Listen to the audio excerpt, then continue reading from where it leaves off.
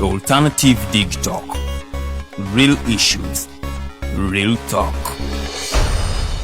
Fellow citizens, following the sequence of events, Uganda seems to be at political crossroads.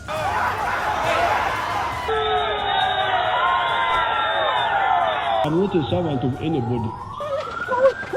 Madam, I know the law. As such, Alternative Digital brings you the Interface Show with retired Colonel Dr. Kiza Besuje. Let's keep on the same page on Alternative Digitalk, As he gives you the alternatives on the transition question, rule of law, human rights and freedom, youth inclusion in governance, economic stagnation, as he confirms. I'll be always here Saturday from 10 a.m. in the morning. Be there. Don't miss the live discussion on the Alternative Uganda, Digitalk TV Facebook pages, and the Alternative Uganda YouTube channel.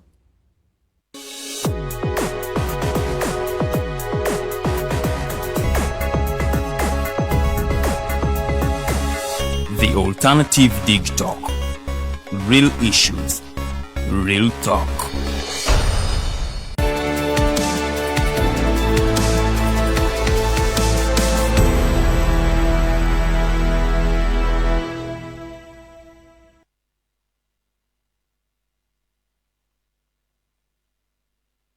Our viewers, good evening from Uganda, East Africa. In Uganda, it's 7 p.m. and we understand in East Caribbean time it's midday. My name is Norman Tumuhimbise. We are streaming live from our social media pages. That's the Alternative Uganda Facebook page and the Digitalk TV Facebook page.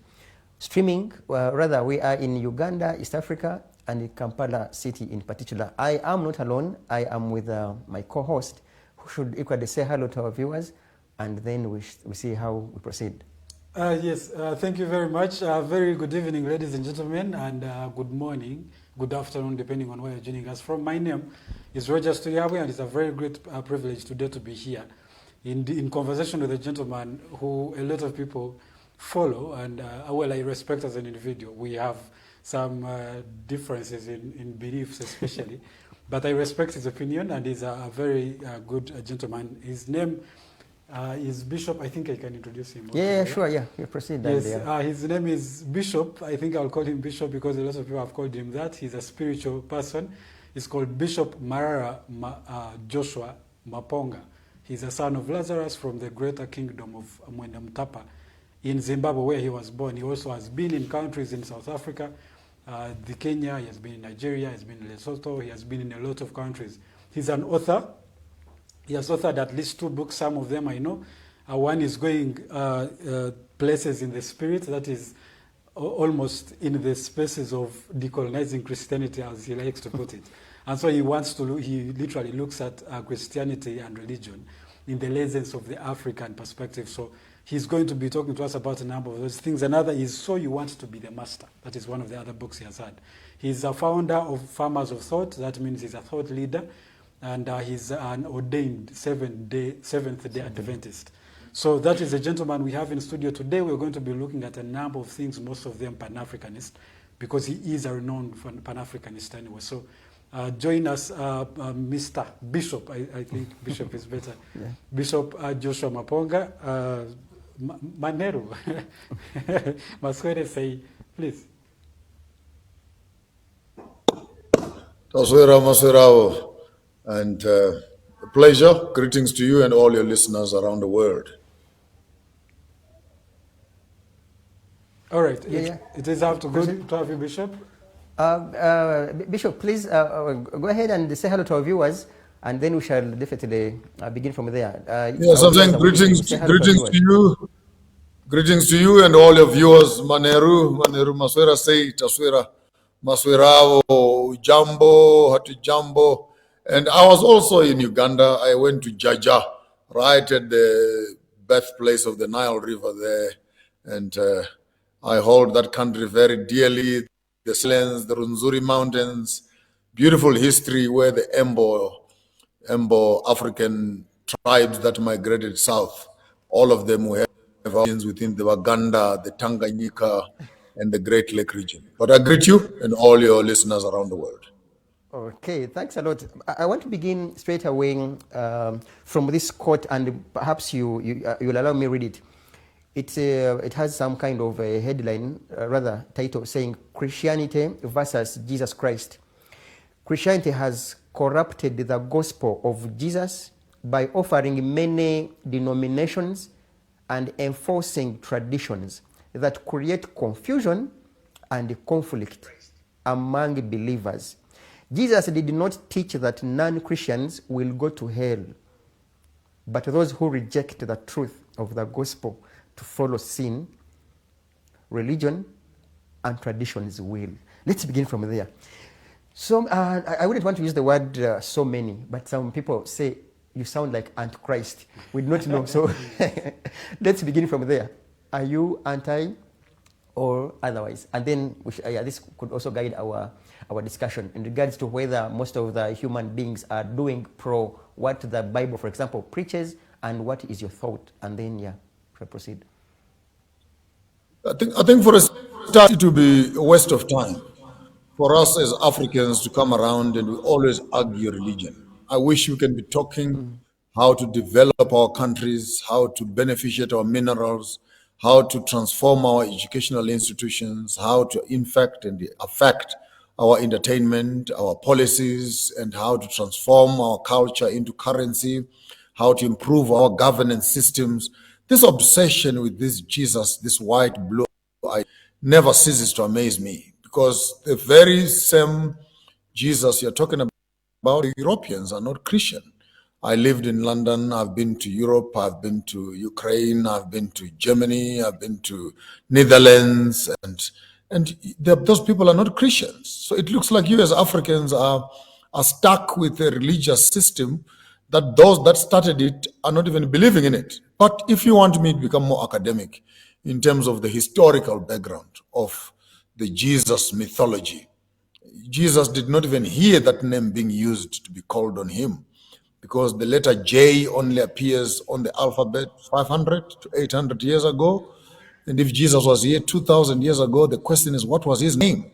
So who coined this Jesus concept? It was Constantine on the Council of Nicaea. You as young people, you should be wide awake by now not to ask me such questions. You should have done your own research and say, how old is Jesus as a name? And this whole theology that runs around this white man Jesus, the question is, how did a black man from North Africa go to Europe, come back as a white man?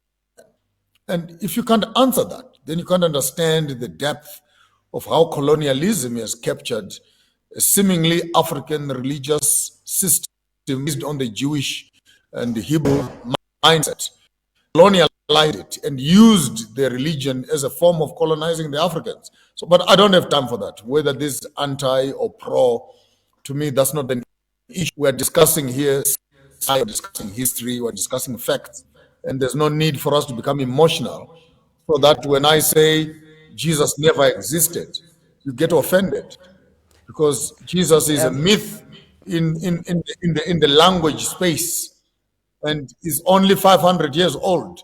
And the question is, when was Jesus born? And when was Yahuwah born in literal science? So you may find yourself in a deep end where you won't be able to come out. So don't do religion. If you want me to be friends, me and you to be friends. But to also add, Mr. Maponga, you were ordained as a Seventh-day. I'm not Mr. Please. For lack of another word, either bishop. So which Jesus or which religion did they ordain you in? Especially. I'm not Mr. Please. I'm not Mr. I never went to Britain, and the Queen never gave me that title. I'm not. You can call me Mzee. You can call me Mzee. You can call me Mzee. You can call me brother. If I may ask, you were ordained as a Seventh-day Bishop. Maybe our viewers would want also to hear from you.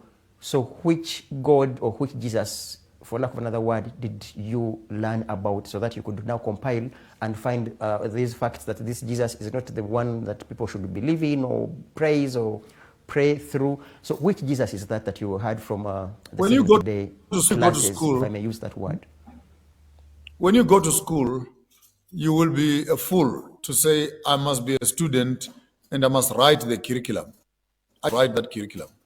I went there as a student and I found what was there to be studied, to be understood, to be. And so I studied theology in the Seventh Adventist institutions, Andrews University, Michigan, Solusi University, Zimbabwe.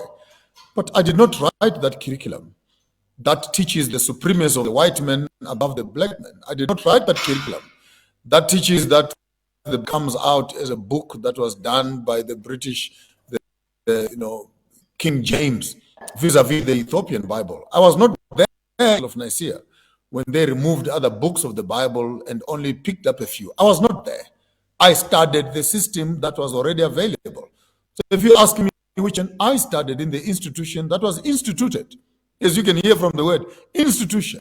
So I went through the institution to study what was available. But whether it was true or not, I can only do that in retrospect and in the reflection.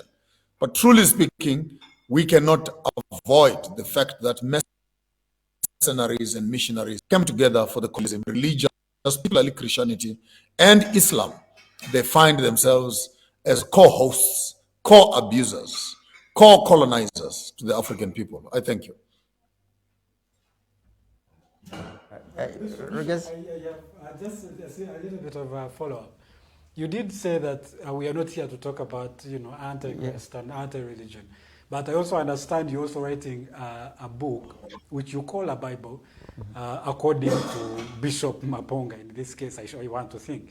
So I want you to give us an understanding of what this book is about in relation to Christianity and religion altogether, and maybe refer that to what is commonly known as the infallibility of the Word of God, the supra scriptura, all that kind of stuff.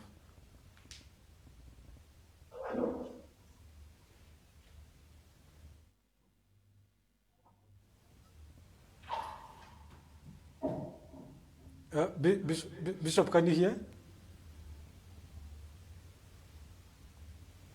Cutting, I didn't hear the question at all. Your was chipping off. Okay, sorry about that.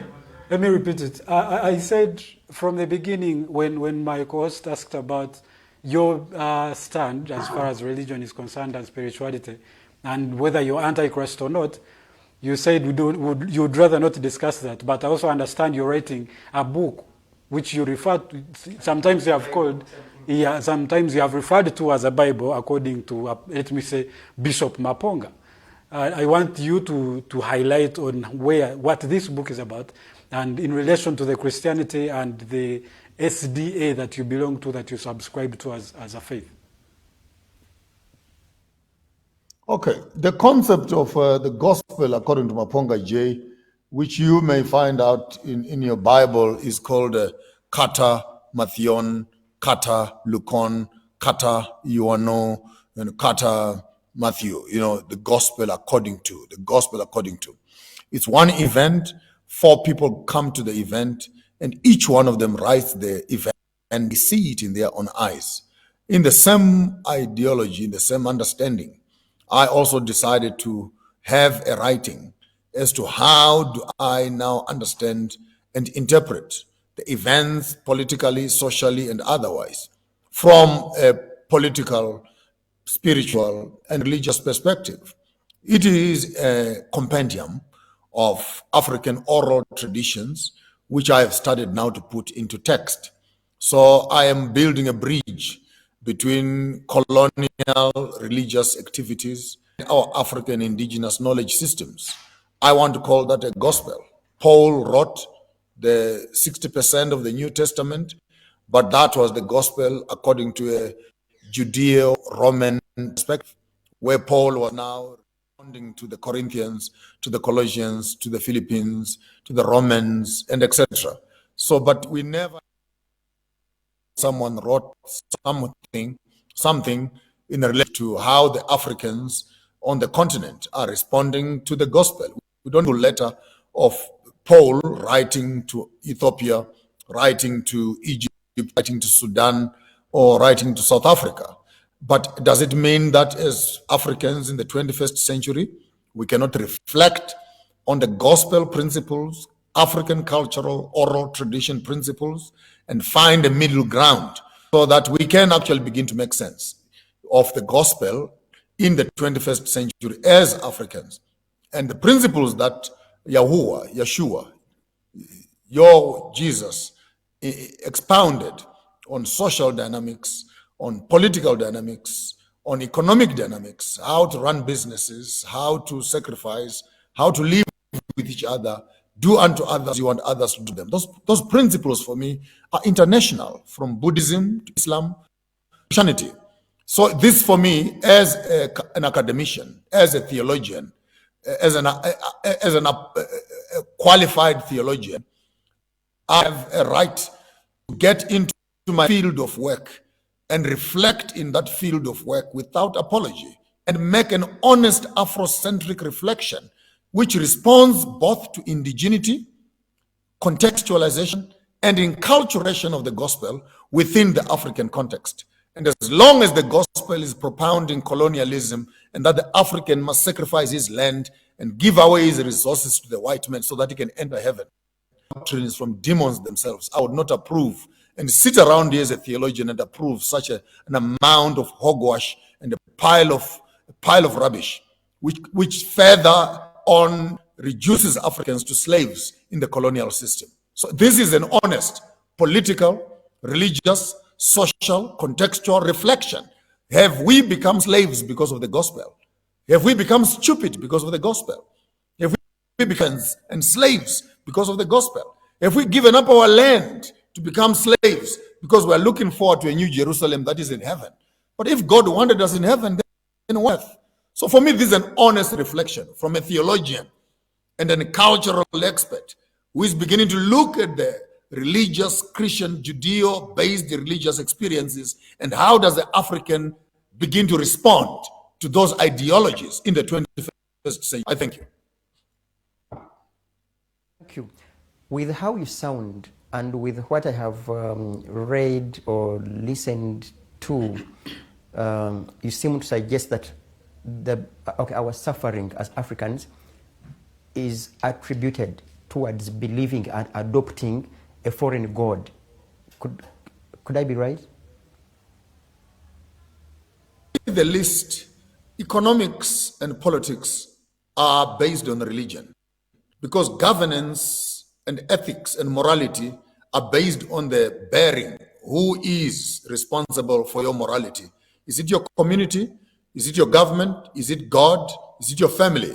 So once you begin to put a Judeo-Roman-based religious system as the center of what I might call the locus of control, where the thinking of the community must be based on, then you cannot run away from the fact that actually you cannot do things because that religion that you've accepted does not allow you to do so.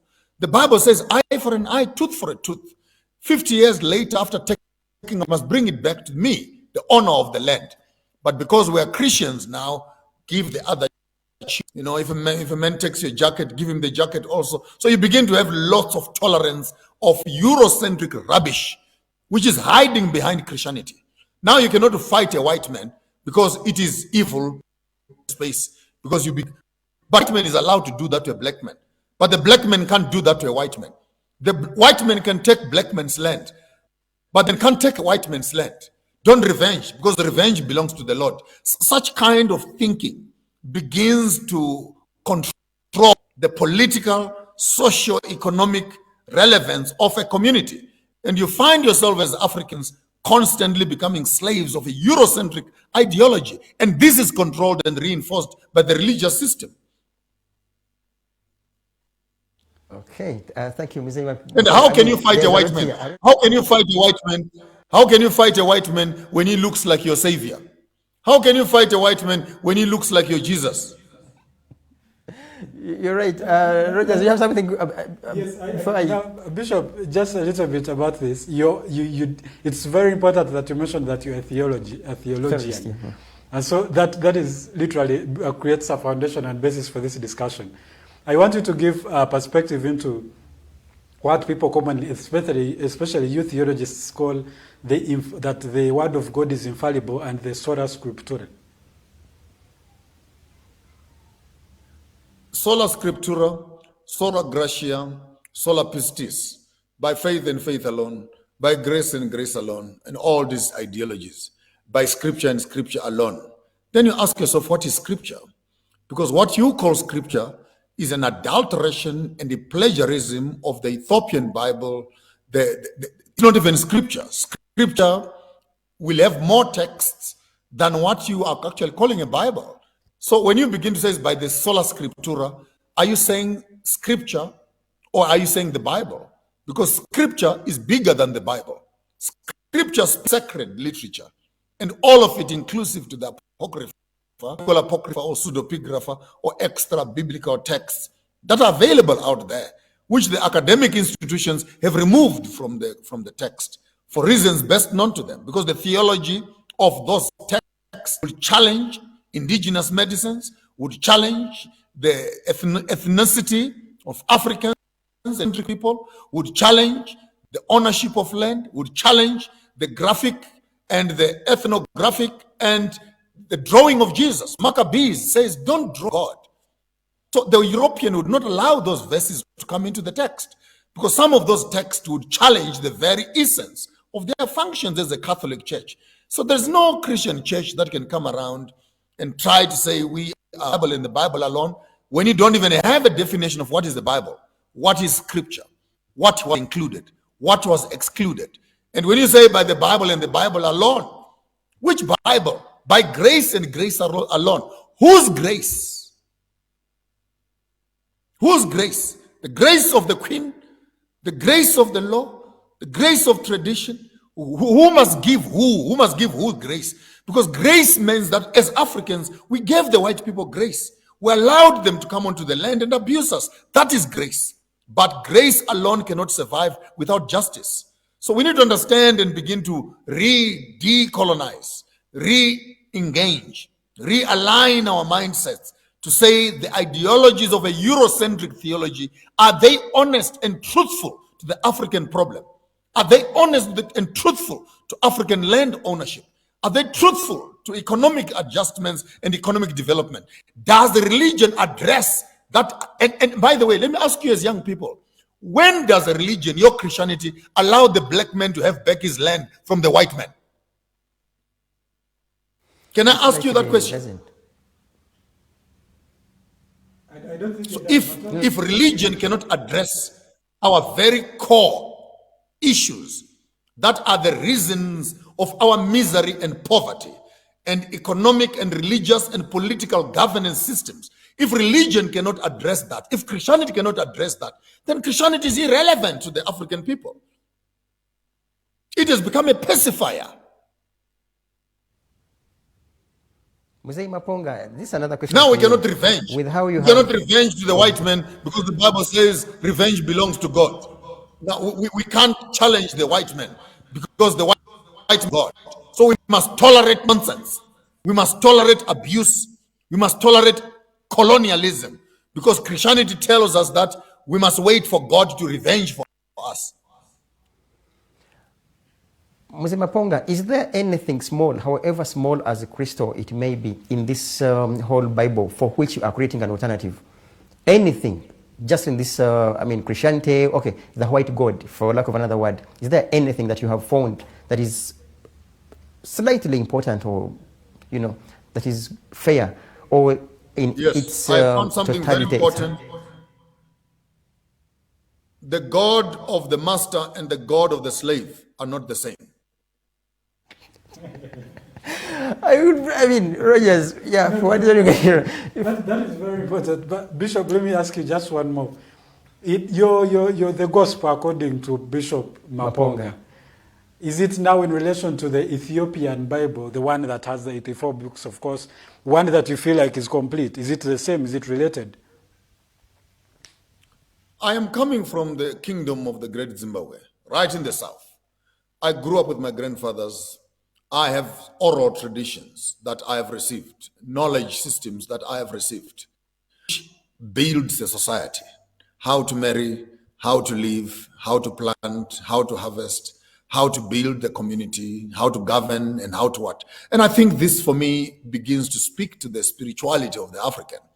And as I'm getting older, I'm saying to myself, If I should die with this information, I will never know what it is like. So I'm not even writing this book for all of you guys. I'm writing this book for my children, and I want to put it on record and harvest this oral tradition into text so that we can actually compare it with the biblical text, compare it with other philosophers around the world, be them Plato's, be them the St. Augustines, be them the popes of Rome, and etc. So me from the South, I'm actually putting my thoughts together so that the next generation, when they are saying Afrocentric based philosophy, here is a text. Eurocentric based philosophy, here is a text. Asianic and Arabic based philosophy is a text. So Africans have been undermined for too long because we've only spoken about our traditions, but we've not sat down to begin to put text and write those things so that the academic students can begin to have a reflection. The gospel, for me, which I'm writing, will fit right into that crevice, into that opening, and give the scholar, the academic scholar, an opportunity to say sacrifice in Christianity is this, sacrifice in Judaism is this, sacrifice in Arabic Islam is this, sacrifice in African is this, salvation is this, eschatology is this, land ownership is this, rights, for example, societal values, gay rights, lesbian rights, according to an African. How do we view marriages? The European has his definition. The American has his definition. The Asian people definition. But Africans have never given their definition because apparently we have nothing to say. We have nothing to say. We're not even allowed to say what we think is what our culture is based on. So this for me is fitting into a very critical gap in the society where the African has not been given an opportunity to espouse, to expand, to explain himself in terms of his own culture. I'm not saying it's an alpha and omega. I'm just put gift African children. The scholars will come and add on it. But for the first time, shoulders of Mbiti, shoulders of Chinua Achebe, in the shoulders of the African writers, I am also making a contribution so that we can begin to have a consolidated form of African spirituality, which speaks to our governance, speaks to our economics, speaks to our environment and business, speaks to our agriculture, speaks to our spirituality, and ultimately begin to have a text through which the African young politicians can begin to argue their way onto the global political space. Thank you, Mzee Maponga. Now that introduction, for lack of another word, much has taken us quite some minutes, it was also equally important that we use it as our springboard to now cross to the Caribbean, and then so that we can intermarry these two topical discussion, both religion, human rights, faith, spirituality, and the rest, in line with their roots in Africa. And to be maybe to be particular, I would also ask on whether the very suffering of blacks in the Caribbean or even in the States or any other continent is attributed to their ignorance over their roots and their God. When you take an eagle and you grow it in a chicken run, you grow it with chickens, most likely the eagle will behave like a chicken. It will not fly. It will eat grains like chickens do until another eagle comes and whistles, and then the eagle will discover that it has wings and it can fly and it can eat the chickens themselves. The Caribbean story is in a similar whim, that the children taken into diaspora are subjected to a colonial system, and until another eagle whistles to remind them who they are, where they are coming from, we may actually be growing eagles, in a chicken run. I thank you. Chickens growing with eagles, and literally that's what makes the Caribbeans lose it, or rather blacks in the Caribbean lose it. Any specific question to that regard? Yeah, I want to get his perspective, especially I it's going to be quite hard for me to divorce from the idea of spirituality, especially even in relation to the discussion of the Caribbean. According to you as a Pan-Africanist, what is it that we need to do for people like these who are outside of Africa but are our brothers to make sure that they live in good states? Is it because of the supremacy of the white god that they are being slaves in those countries? The Caribbean connection must be the 55th country of the African continent, based on demographics and ethnographic detail, and more so in terms of them actually being children of the greater continent. Having said that, is it not a shame that the entire area and land does not even have a single flight straight from the Caribbean to Africa? It's amazing colonialists' work that when the Caribbeans want to come here, they must go through Europe. But when they were collecting slaves, they went straight from Africa into the Caribbean. So we need to start understanding the economics of that relationship. There are many universities in the Caribbean, world-class universities, good technologies. And I think that the African children can actually, instead of going to Europe and going to America, where there are lots of immigration issues, visas, TOEFL examinations, and etc., that are a big problem to the African children. I think it would be much, much better for the African children to begin to look towards how we can actually send our children into the Caribbean for universities. That's just one element in terms of sharing. Look at the expanse of agriculture. Caribbean and Africa sharing an agricultural base, sharing food. Haiti is in trouble right now. We have countries in Africa, Kenya, Uganda, Zimbabwe, which have enough corn, which we can send to the Caribbean. But we can't do that because of the legislative frameworks of the United Nations, Africa Unions, cross-border this, FAO, food, what, all these regulations. And I think that over and above the governance systems that we can share, the food systems we can share, educational systems we can share, banking and investments, these Caribbean countries are first world in terms of technologies. And these are the technologies that the Africans are looking for.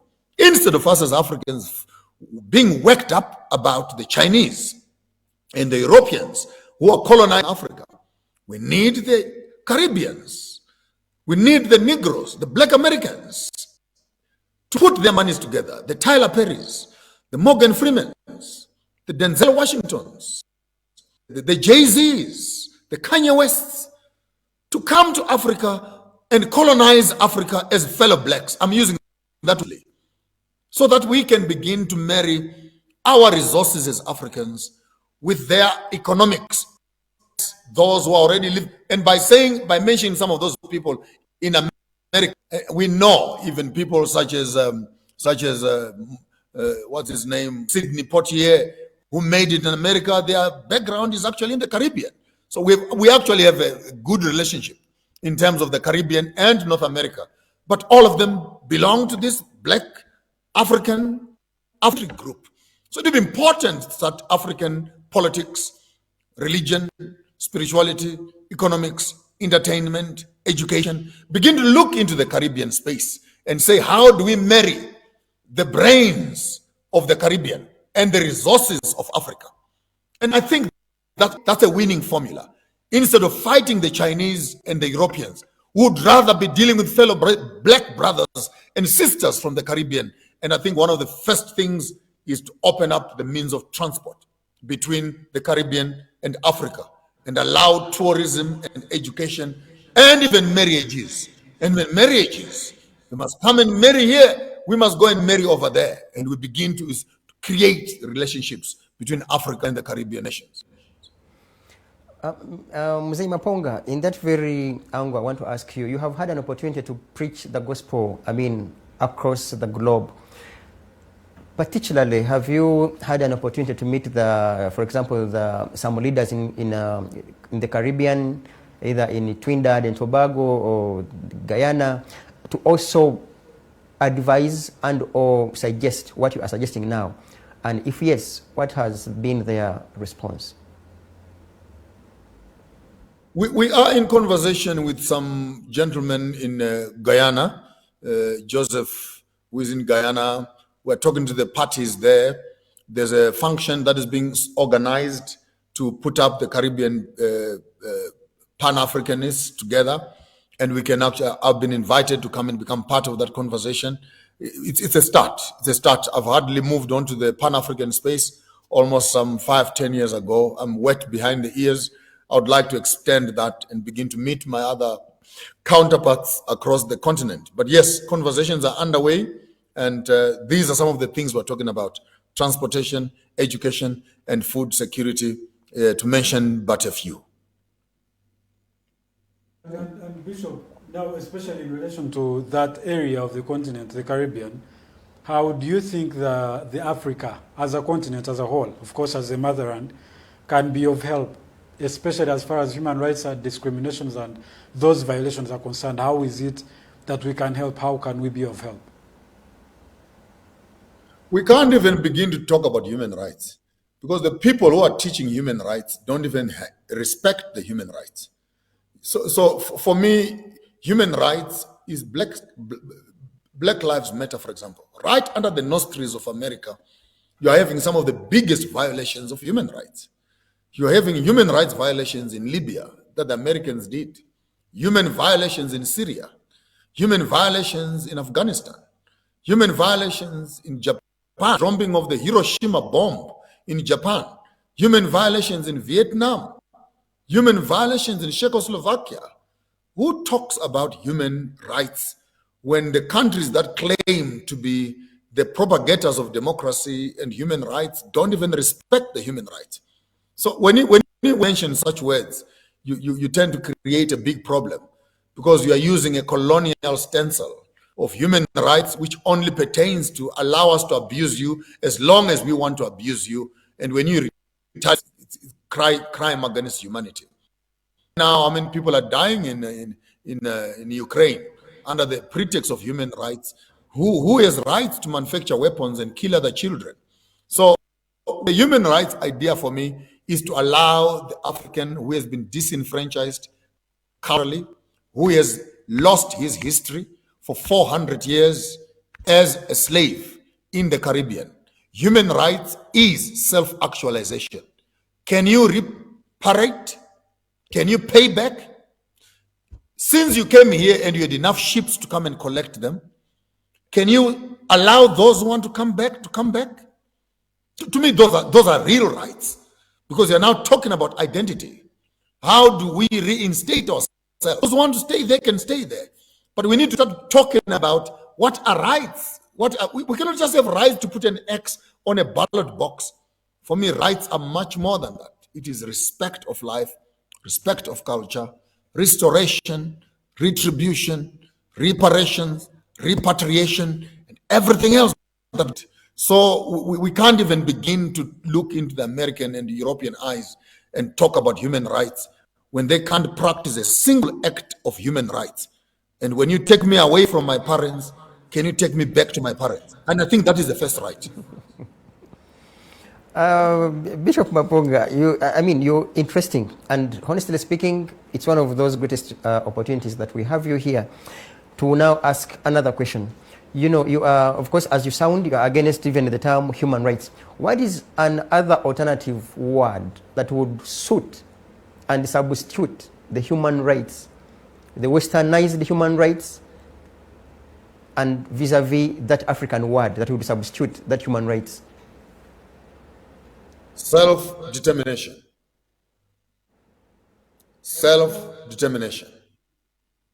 People must be allowed to govern and live by themselves the best way they want to live without being influenced or manipulated or coerced or forced or fought with to become themselves. I'm an ardent follower of Yoweri Museveni. I'm an ardent follower of Robert Mugabe, ardent follower of Lumumba, Julius Nyerere, Kwame Nkrumah. The list goes on. And when I look into these ideologies that our forefathers propagated and the actualization of us as Africans being given space to be Africans, we have never walked into Europe and told the Europeans how to live. We have never walked into America and told Americans how to live.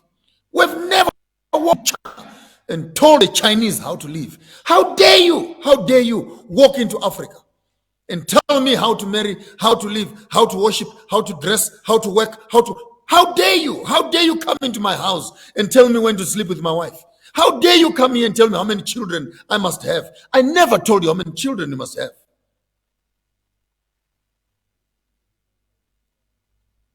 In regards to our indigenous Africans, towards teaching their people on how to also behave, how to dress, because perhaps we have some tribes in Africa here that do not, and with due respect to their culture, that do not put on clothes, like they don't dress. So would you rather have such a society, or you'd also blame it onto their cultural leaders for not having implored them and advised them to dress up, even if it's skin hides? Isn't it a responsibility of their cultural leaders to preach to them to dress up and, live the Stone Age thing? You are so funny. You're so funny. You don't even know the dangers of plastic when it goes on the bras of our women and the cancer it causes. You don't even know the side effects of underwear and the prostate cancer that it causes, because the human male, productive must be 2 degrees less than the body. You don't even know whether putting on clothes is healthy or it's not healthy. It's fashionable, but is it healthy? They've done a research to find out Bushmen live longer without clothes and the Ugandan lives longer with clothes. So that conversation for me is not even practical, because it is not informed by knowledge. You are here with me to be discussing fashion, whether you look nicer in a tie and a jacket, and if a Himba person looks horrible when they are naked. They don't even wash. They use steam and smoke. They live longer than you who wash every day.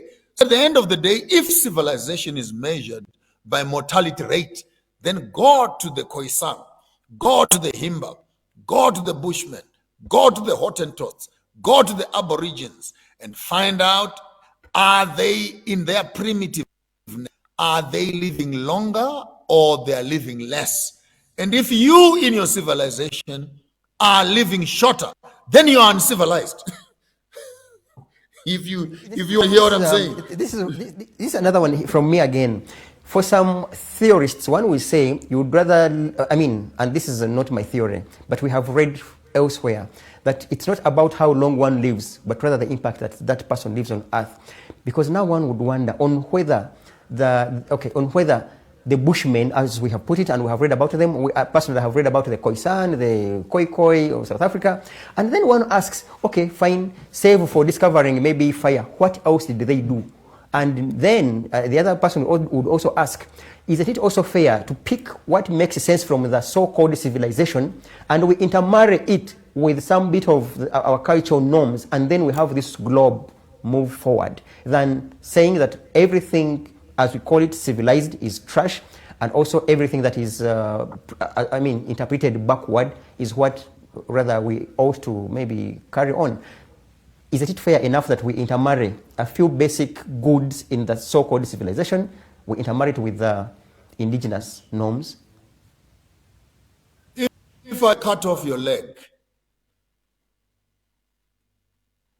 can you grow another leg? Is no. Big no. You are struggling with third and fourth industrial revolution. I've actually written on the seventh industrial revolution. Maybe we need to organize another program on another day where we can talk about civilization. Civilizations have come and gone. If you study your history carefully, the civilization of the Romans, civilizations of the Egyptians, civilizations of Babylon, Syria, civilizations of the Chinese, and all civilizations that were once in their peak and glory, and they collapsed. The question is, how did they collapse, and what were the causes of those collapse? So in the midst of propagating for civility that is based on the global village of civilization, can we not be honest to say, what is civilization when we are now drinking sewage water? What is civilization when we have cut all the trees and the air we are breathing has become polluted? What is civilization when we are now eating plastic foods? What is civilization? Africa has become like Manhattan, or has become like London. You can't even keep a fish in the sea, in the river of Thames in London. That's how much polluted the river is. So when we talk about civilization, progress, are you aware that actually monkeys, baboons, and gorillas are living in a much more civilized and clean environment than you are living in your cities, than you are living in your own cities? Is civilization concrete, or civilization living in harmony with nature? So you need to balance your drive towards civility with your balance with cultural, environmental issues. The biggest buzzword right now on the entire economic market is green. Go green, green energy, green fuel, green this, green this. In as much as you're looking for this green thing, we are already green in Africa, for crying out loud. So why must we become concrete, called green, when we are already green? So in that presentation that I did, I actually advocated the fact that the most primitive people could more or less be the most educated people, because the 7th industrial revolution is when people manufacture nothing, they own nothing, but they have everything, and they are living in harmony with nature. So those tribes you call in your educated space, quote unquote educated, primitive. They are much more advanced because their technologies of medicine, of housing, and etc., and living in harmony with nature is the ideal of human existence. Not eating plastic foods and drinking sewage water because you are living in Kampala. Mr. Maponga, I'll cross to my co-host and see if we can have this show. I mean, we have, I think, less than 5 or so minutes. Yes, I have 2 questions that I want Bishop to answer. One, I honestly don't want us to be contradictory. You're teaching the Pan-Africanism, which is a very good idea. The idea that the Africans should stand with their fellow Africans. But we also have issues happening in our neighborhoods that we are not solving, something that some of the Europeans have actually done better than we have. You have South Africa now become a mess. I have not seen any one African country, even you, the Pan-Africanists, as you call yourselves, stand up and say, as Africans, we need to do A, B, C, D for our brothers in Libya, for our friends who are hungry in different countries in Africa. I have not seen that happen. And so how are we going to promote that whole idea of Pan-Africanism, the Ubuntu, the togetherness, the oneness, if we cannot do what we preach? The problem is we have our African political leaders who are sitting on the jurisdiction and legal framework. As much as we are thinking at the bottom here of what we can do, there are legislative frameworks that inhibit us from acting out and doing what we must do. And having said that, the idea that we have of being our brother's keeper, I have lived in South Africa for 33 years. I have said tons of videos. I've spoken to the powers in South Africa. I've spoken to the leaders in Namibia, in Botswana, in Lesotho, and we have advocated for the borderless Africa, and Botswana right now, Namibia have approved some of our conversation.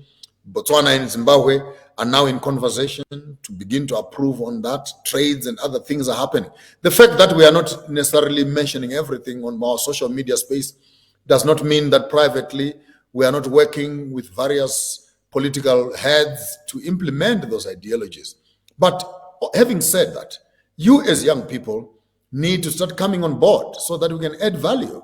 Because the same boy I'm talking to right now, tomorrow he's a politician and a member of parliament.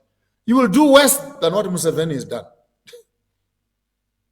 I will ask you to, do you have something? Yeah, just one last one, and it's a follow-up on what you just said. You mentioned the systems and the leaders doing funny things when they're supposed to be doing work for the people.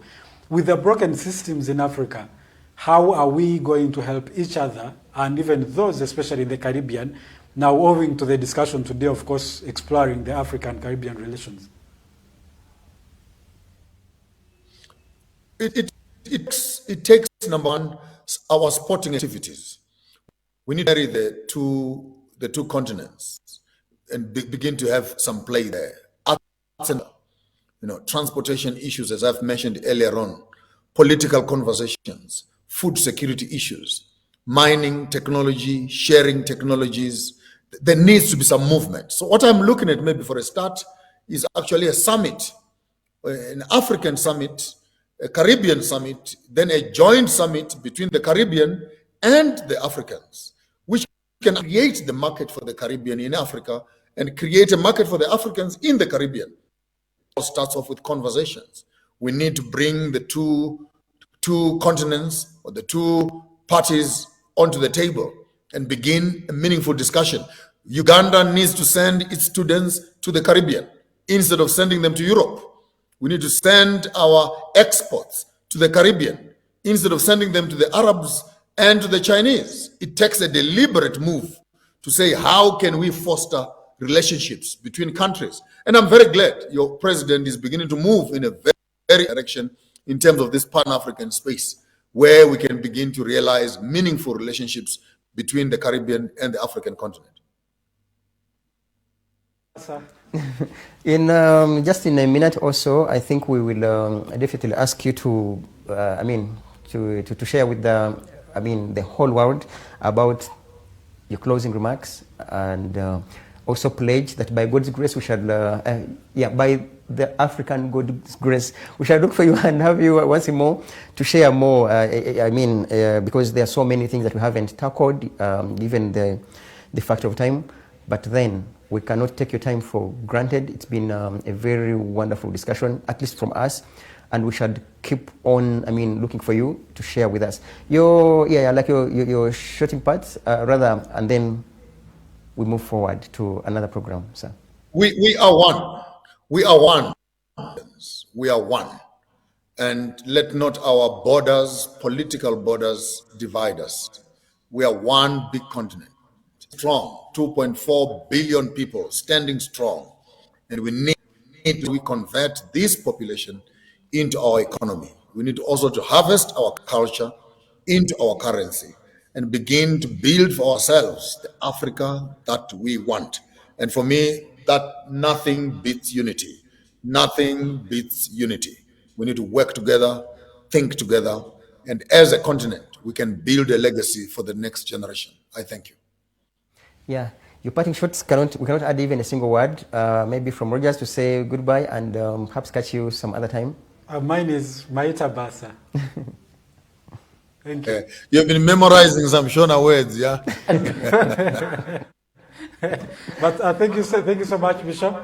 Thank you for agreeing to do that. In Shona, you just do this. In Shona, you just do this. Yeah. That means thank you. That means excuse me. That means I appreciate you. That means may I have access. That means I'm sorry. That means I respect you. So that's a gesture. Okay. See you next time. See you, sir.